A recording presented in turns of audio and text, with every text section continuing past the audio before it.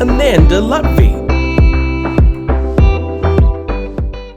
Hello, everyone, and welcome back to the Just as Planned TV and podcast. My name is Amanda Lutvey. I'm from Marry Me Amanda, and I'm one of your hosts of this podcast this season. And today I am absolutely thrilled to have Sacha Clark from Ceremonies by Sacha joining me. I've known Sacha as a celebrant for quite a few years, and I'm really excited to chat to her about some cool stuff that you can include in your ceremony. But look, to start with, Sacha's a marriage celebrant. She is a mum, she's a wife, she's a lover of coffee, red wine, and bubbles, all the good stuff. And after decades of working in Fortune 500 companies managing marketing teams, she turned her focus and her heart towards weddings. So Sacha creates elegantly relaxed ceremonies across Brisbane and the Gold Coast, and she's really known for working with her couples to include small touches that really create a memorable and a personal experience for the couple and their guests.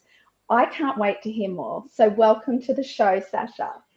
Thank you very much. It's an absolute pleasure. Thank you for having me.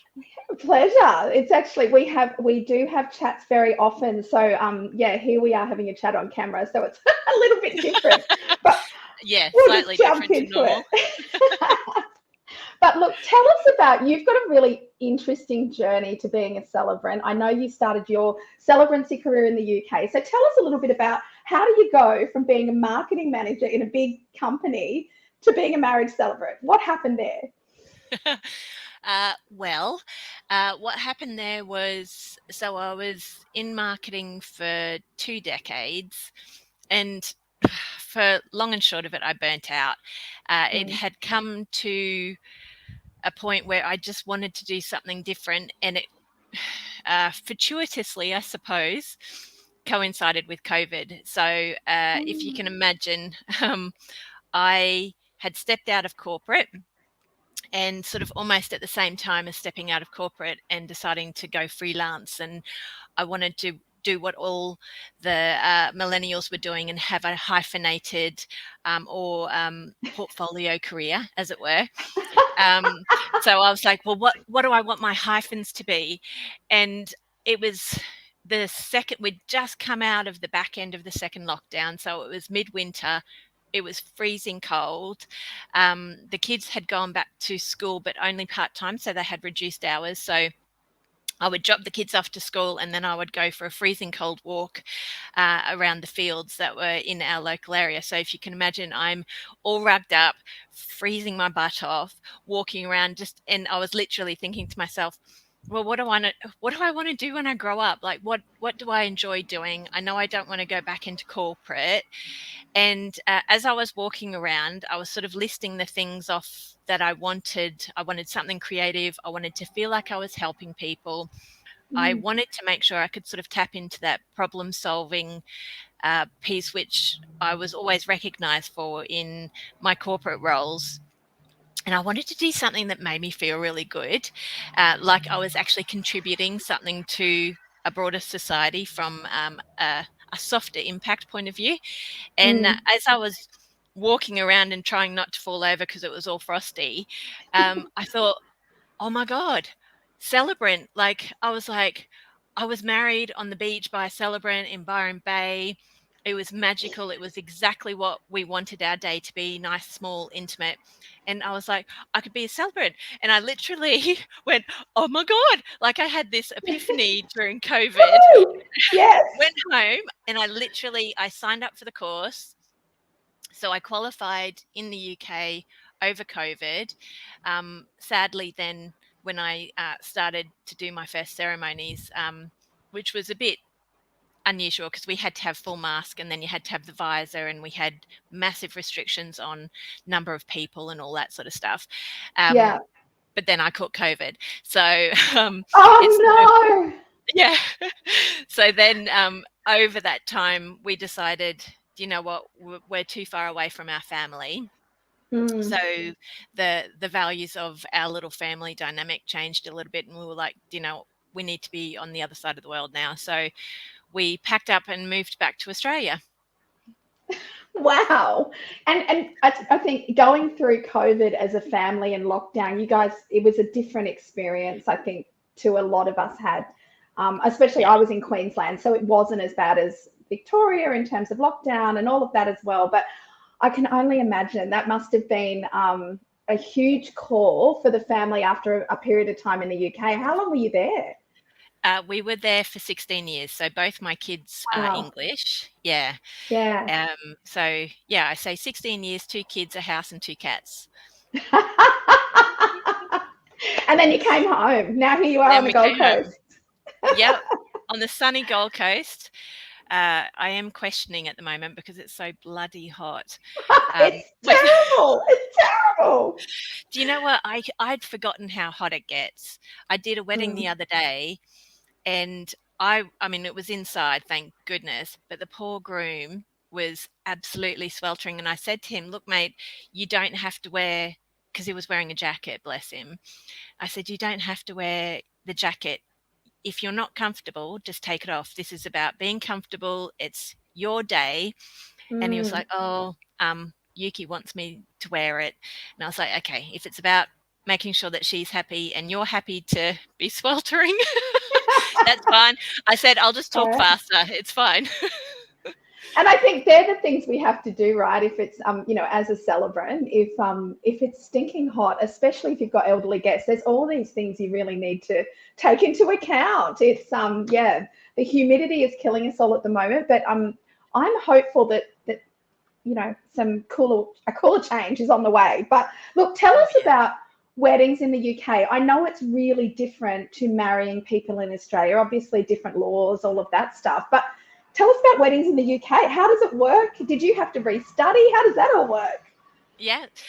So in the UK, in England specifically at the moment, they don't recognise civil celebrants as registrars. So we couldn't Oh, actually do the legal marriage. What we did was the wedding ceremony. So we did the celebration part. So the personal story.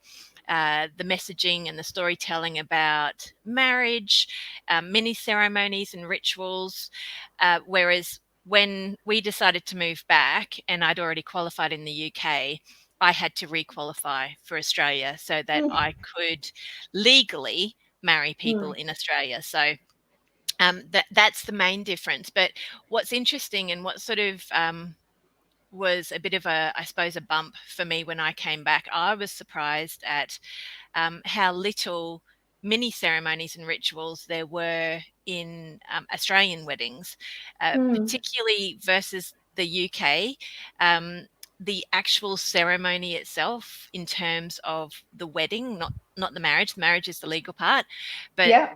the rituals of the wedding were a lot more prevalent and a lot richer. So people were more open for ring warmings and hand fastings and unity ceremonies, even broom jumping and stuff like that, which brings not just a lot of engagement and opportunity to involve your guests, Mm, it actually brings a lot of connection mm, and also community elements to it without it being obviously religious, because as civil celebrants we are secular, so we mm, are non-religious, and people often misinterpret rituals and many ceremonies as being affiliated with religion, whereas it's more an expression of an opportunity for an expression of emotion, but also connection. mm, And they're also those little moments where you have intentional action within a ceremony, yeah. they are the triggers neurologically that help us form memories. So, Wow, that's interesting. yeah, yeah. It's one of my nerdy things is the neurological stuff. I actually I did love quite a lot it. of work with a lady who is in positive psychology, and it rubbed off. I love it. I absolutely love it. And so tell me. So you mentioned, a few rituals, and Mhm. and I have, as a celebrant, I've done a ring warming, but I certainly have never done a hand fasting or a unity ceremony. And I think there'll be a lot of celebrants out there who include other elements in their ceremonies, but haven't done things like that either. I'd love to know a little bit more. Can you dive a bit deeper? Tell us about those three as a starting point. And what are Yeah. they? Where do they come from? Like, have they come from medieval times? Like, because it sounds a little bit, I don't know, spiritual, medieval, I don't know. Tell us about hand fasting, for example. Oh, and it's funny you say, yeah, medieval and spiritual. I mean, they can be quite a spiritual moment within a ceremony, again, without it Mm, being religious. yes. I find that people kind of balk at the thought of spirituality often, Mm, and I sort of come at it from the emotional opportunity. So it's that expression of emotion, connection, but also it's that pivotal point that helps people be present and be in the moment. So with a hand fasting, for example, so the background and the heritage of that is Celtic, and it mm. is what we now know. So it's the foundation, if you like, that we now know of tying the knot. So it literally was the physical act of tying Ah, the knot. So yeah. back in medieval, and even before that, it actually goes back quite a long way in terms of the Celtic culture. Before they had rings, the actual action of tying a knot was pivotal in the expression and the physical emblem of a marriage. So it's kind of evolved Fascinating.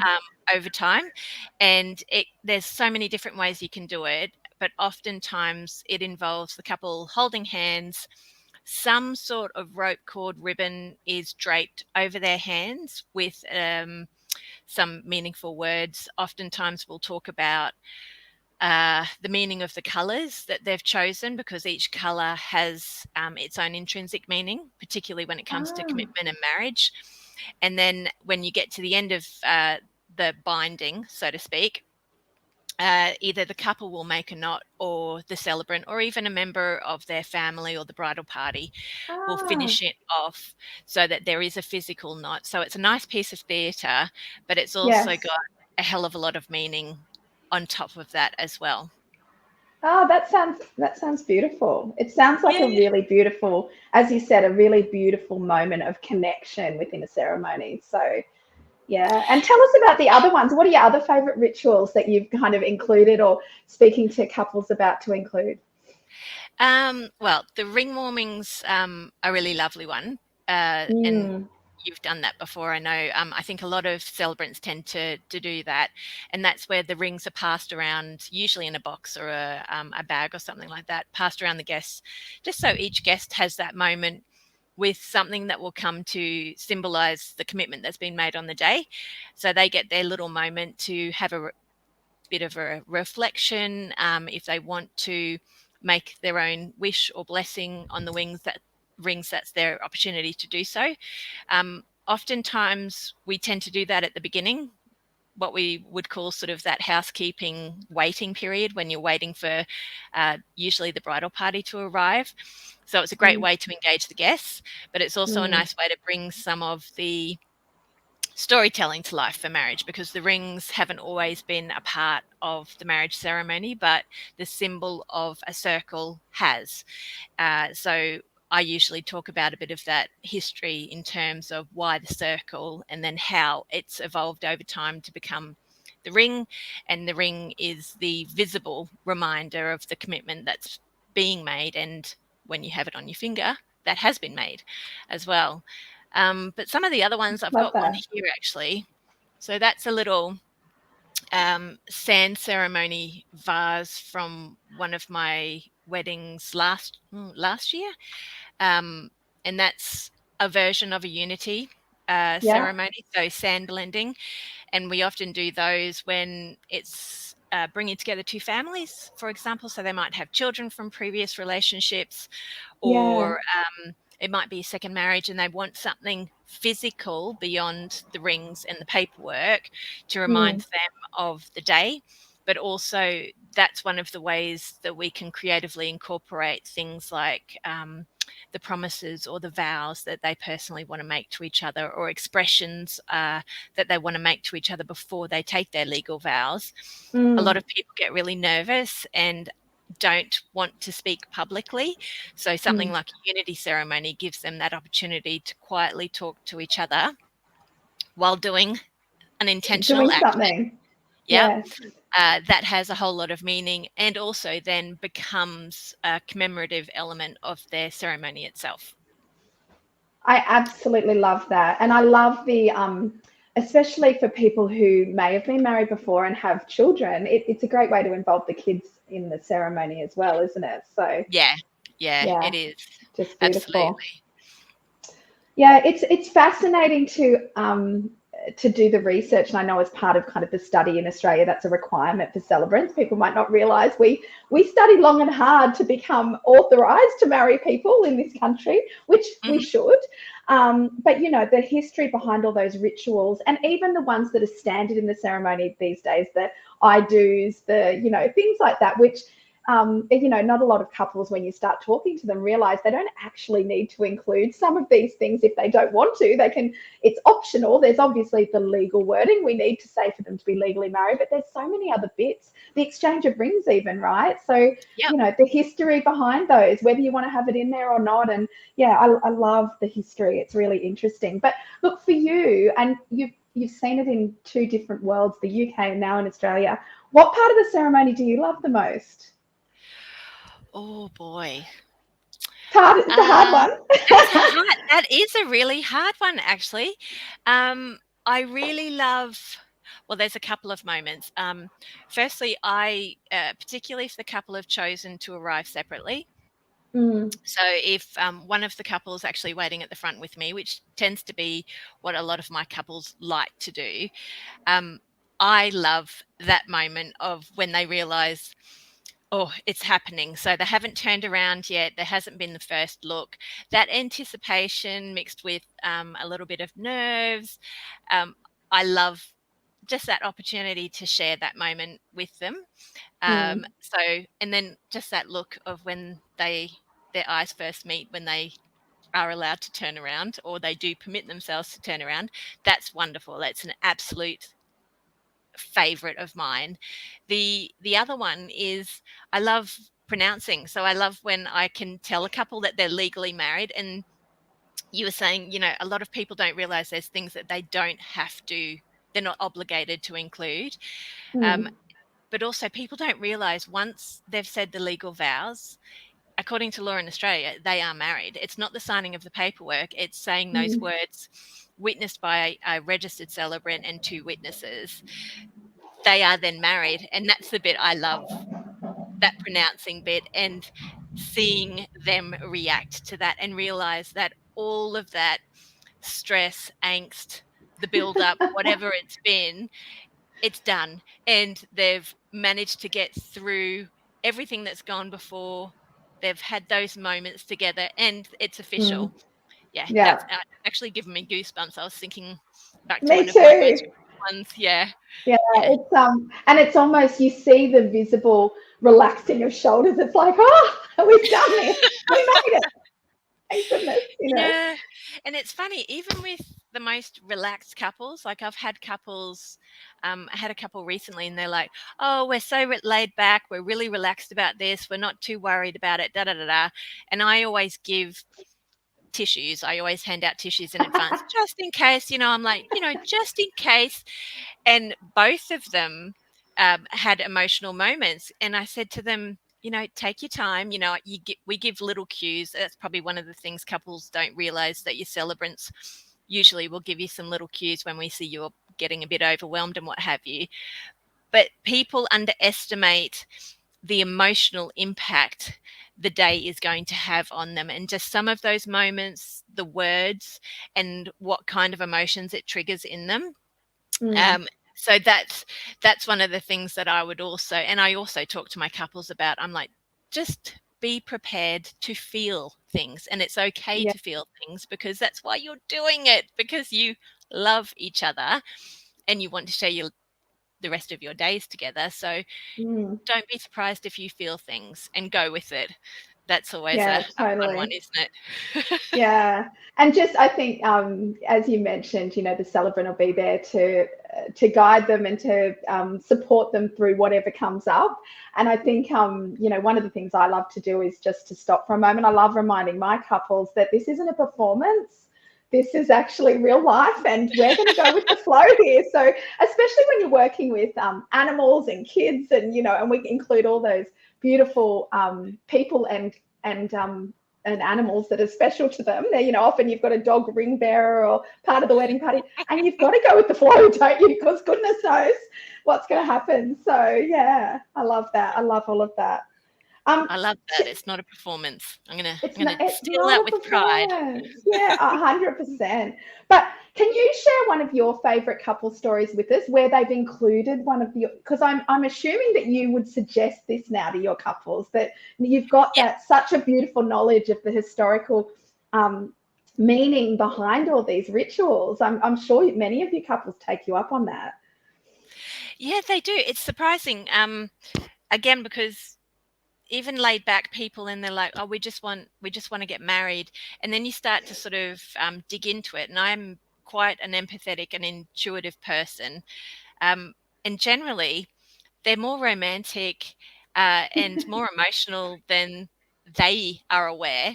So I tend to find little bits where I can encourage them to express that through the ceremony. So I had one of my favourite ceremonies from last year, Kenny and Lynn, both Irish people, gorgeous, and actually met in Australia. So one of the jokes was Lynn travelled pretty much around the world to meet a lad who literally lived up the road from her. So, it was so much fun, and we could have so much fun with it. But because they were getting married here, their family is here in terms of their kids. Their extended family and friends couldn't all be with us on the day. So it was something that, as we were sort of going through the process of planning, I became aware of, and I said, well, would you like to include some moments within the ceremony where we recognize your friends and family who are still abroad, so that you just have that moment of personal reflection to recognize them in your hearts, and then we can get on with getting you married.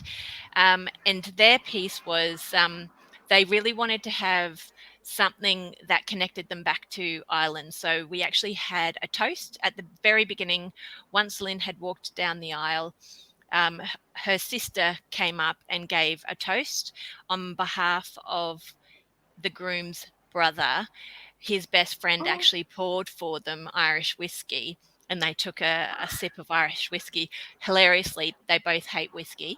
So they had to sort of chew through a toast, which was brilliant. But we just had that little moment where I'd written for them an Irish toast, so that her sister could read that out, and they had that little moment of connection with home. And then to involve their kids, because they've got, I think it's 4, 6, and 9-year-old boys, and they wanted them involved in the ceremony. So I suggested to them that we actually do the hand fasting, because it's Celtic, and then because it meant that she could actually choose some colours that I could relate back to their heritage, but also weave into the story of love and commitment as well. So we had this amazing hand binding where the boys actually placed the ribbons. So each boy had a ribbon. It meant, so I talked about the colour and what it meant and what it represented. So each boy had a part in the binding. And then I finished it off at the end to literally tie the knot for them. Tie the knot. Yeah. How beautiful. Yeah, I can only imagine the fabulous photos from that as well. I'm picturing them chewing through their whiskey. It was, oh, bless them. It was so funny.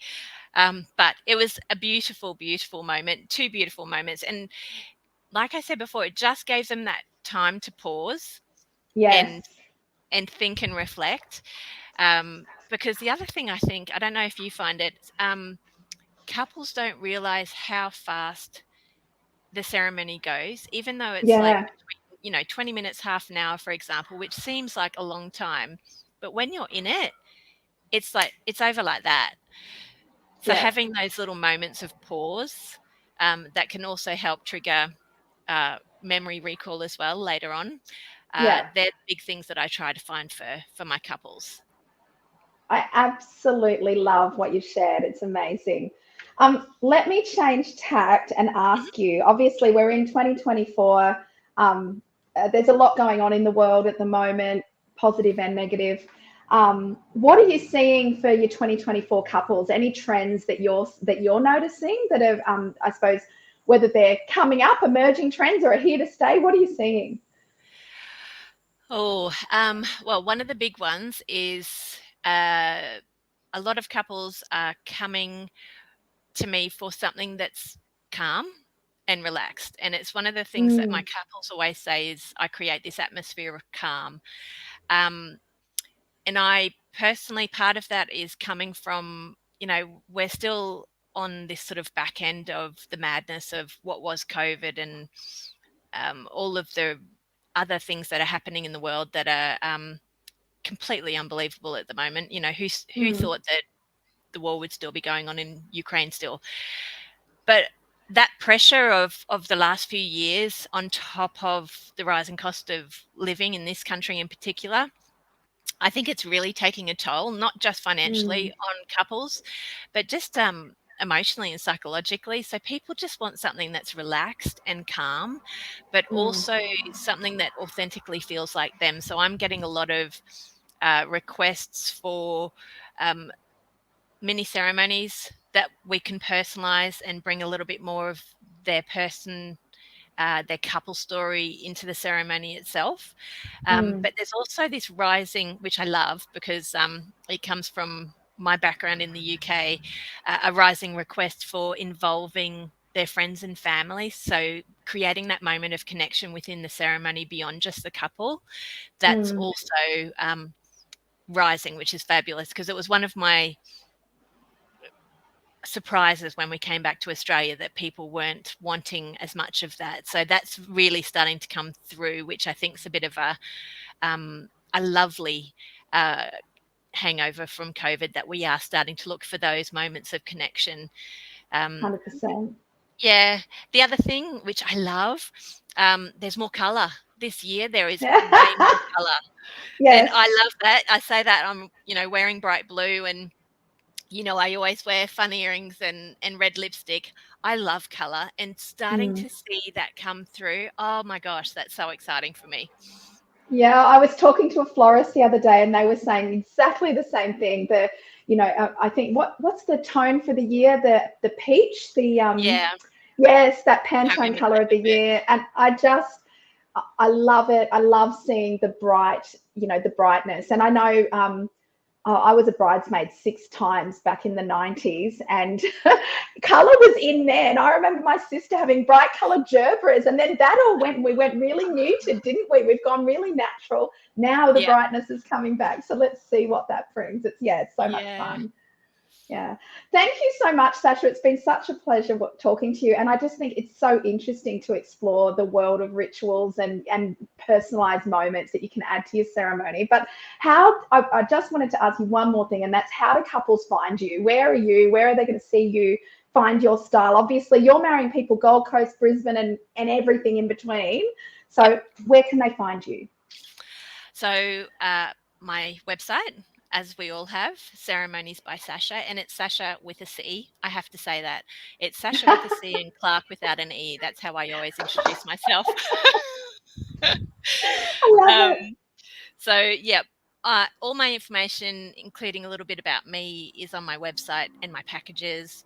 I'm also on Facebook and also Instagram, and super easy. It's Ceremonies by Sacha. So it's nice and easy to find Fabulous. me. Excellent. And we will obviously tag you and have all your handles when this episode goes to air. So yeah, Thank you. thank you so much for joining me. And yeah, I hope everyone's enjoyed that chat. I certainly learnt a thing or two. And yeah, I'm really grateful for having you on. Thanks, Sacha. Thank you. It's always a pleasure. And I was very pleased that we could just have this moment because I love talking about rituals. So thank you very much for that. I appreciate it. It's actually, the thing, I think we could all just talk weddings all day. My family is sick of hearing about weddings. So it's good to have other industry colleagues that are interested. It really So is. It really is. Well, I will see you soon. We will see you soon on Just as Planned. Please, stay tuned. There are more episodes coming this season, and I can't wait to bring you some more fascinating speakers. So see you next time. Thank you. Thank you for joining us for another episode of the Just as Planned Weddings podcast. Please like and subscribe to let us know that you want more videos just like this one. And of course, please follow us on our socials at Just as Planned Wedding on Facebook, Instagram, and YouTube for more expert insights to help your wedding go just as planned.